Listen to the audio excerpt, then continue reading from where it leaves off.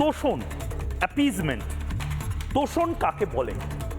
যোগী আদিত্যনাথ চোখে আঙুল দিয়ে কাল অর্থাৎ গতকাল উত্তরপ্রদেশের মানুষকে দেখিয়ে দিলেন এবং আজ গোটা দেশের মানুষের সামনে তুলে ধরলেন যে তোষণটা লাগাতার কংগ্রেস করে যাচ্ছিল, সেই তোষণ বদলে ফেলার সময় এসেছে। একটা গ্রাম, সেই গ্রামে বাংলাদেশ থেকে উদ্বাস্তু হয়ে চলে আসা, ভিটে মাটি সমস্ত কিছু ছেড়ে চলে আসা মানুষের বাস, লখিমপুর খেরি।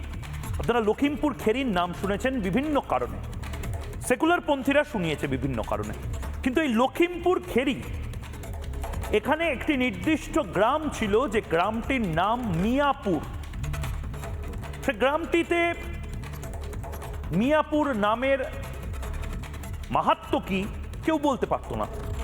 আসলে সেটি একটি গ্রামই ছিল না, সেটি আসলে ছিল একেবারে ফাঁকা জমি, যেখানে উদ্বাস্তুদের প্রথমে রিফিউজি ক্যাম্প হয়, বাঙালি উদ্বাস্তুরা সেখান থেকে গ্রামে পরিণত করেন গোটা এলাকা, এবং সেই এলাকার নামটা পর্যন্ত উদ্বাস্তু নগর বা বঙ্গনগর না রেখে রাখা হয় মিয়াপুর।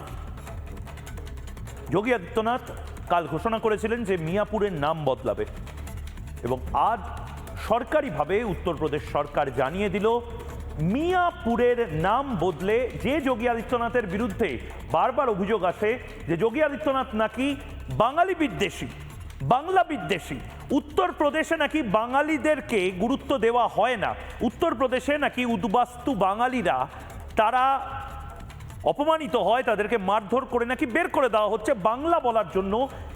সেই উত্তরপ্রদেশের মুখ্যমন্ত্রী কাল ঘোষণা করেছিলেন, আজ সরকারিভাবে বলে দেওয়া হলো রবীন্দ্রনগর, রবীন্দ্রনাথ ঠাকুরের নামে একটি গ্রামের নাম রাখা হবে উত্তরপ্রদেশে। নানা ধরনের কন্টেন্ট দেখার জন্য লাইক করুন, শেয়ার করুন আমাদের ফেসবুক পেজ, সাবস্ক্রাইব করুন আমাদের ইউটিউব চ্যানেল। পাশাপাশি অন্যান্য ব্রেকিং নিউজের জন্য অবশ্যই চোখ রাখুন রিপাবলিক বাংলায়।